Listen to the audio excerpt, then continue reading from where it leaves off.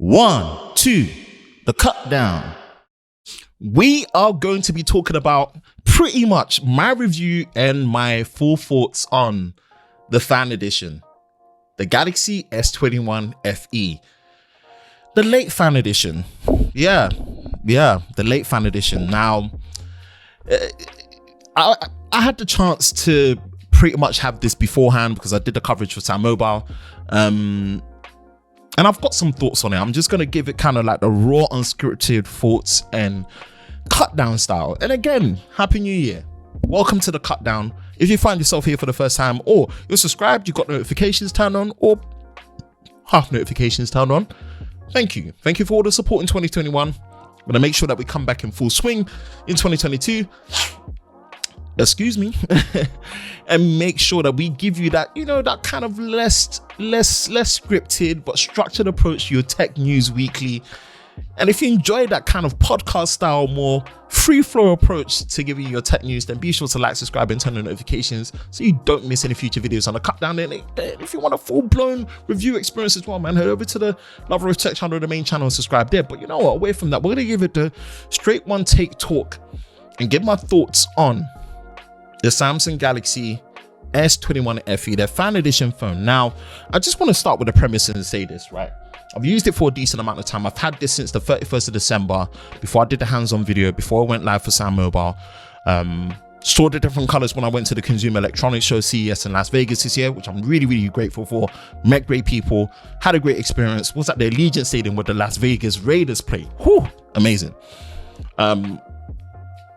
But yeah, I've got my thoughts on this. I've got my general thoughts on this because I just feel like this phone was meant to be the chosen one. This was meant to be the chosen one, but things work against it. The things that work against it, firstly, is not the fact that the phone is bad. I actually think as a complete feel in the hand and using it in person, this is a nicer phone than the S20 FE. Doesn't translate to that on paper, but this is actually a nice, unpopular opinion, this is a nicer phone than the S20 FE that came from last year. But I'm going to break down certain things that work against it. This is going to be different to like the review, the design and this and that. No. These are the things that work against what is ultimately, in its own bubble, a very, very good phone. Pricing. In the UK, and there's this weird SKU split. In the UK, we get the Snapdragon 888 version. We do, which is great to see. We get that, but the base RAM is 6 gigabytes and you get 128 gigabytes of storage. You pay an extra £50 or so and you get 256 with 8 gigabytes of RAM, right? That base 6 gigs of RAM, nah. But the problem is the Exynos 2100 in other regions comes with a base RAM of 8 gigabytes of 128 gigabytes of storage. You pay a bit more and you get the double the storage with the same amount of RAM and you get the Exynos 2100 chipset. There's the weird split in itself. It is. Next is the price.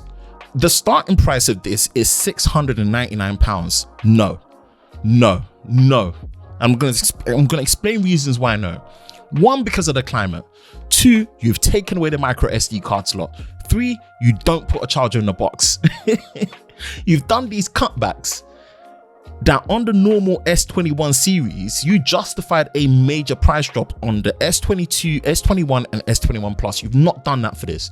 This phone starting price ideally should be £629 and you pay £50 more, $679, you get double the storage.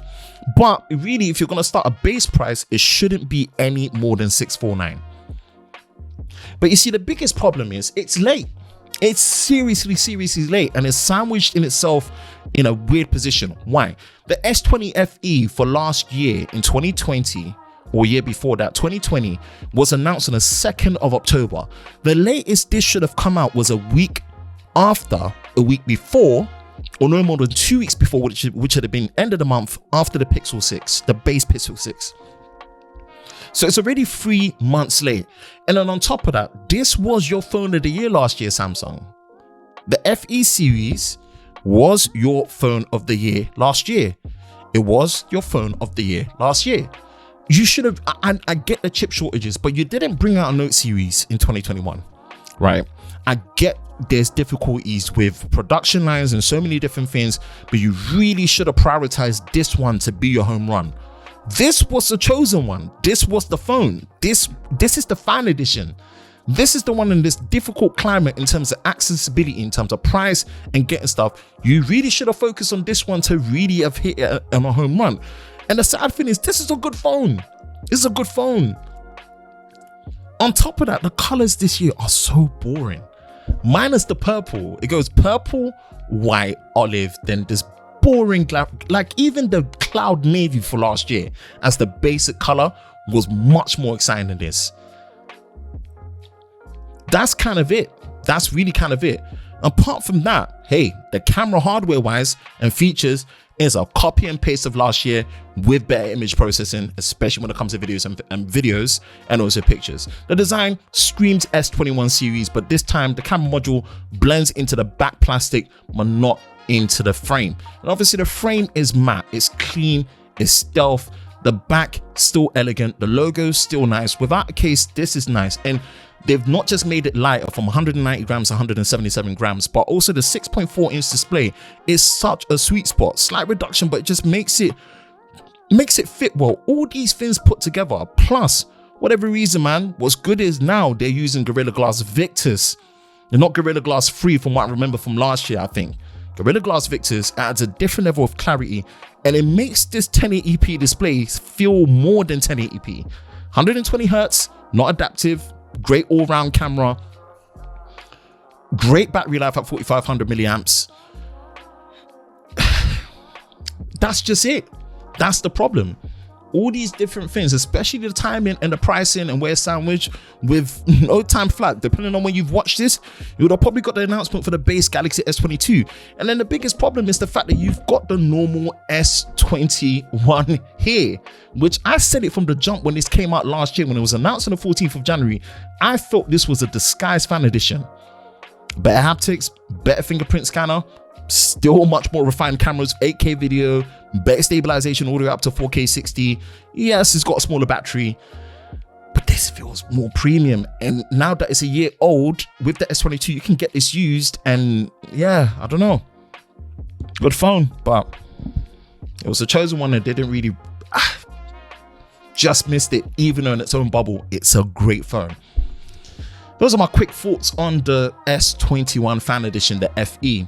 Hey, did you pick it up? Did you wait? Did you skip it? Any interest? Do you share the same thoughts? Let me know in the comment section below.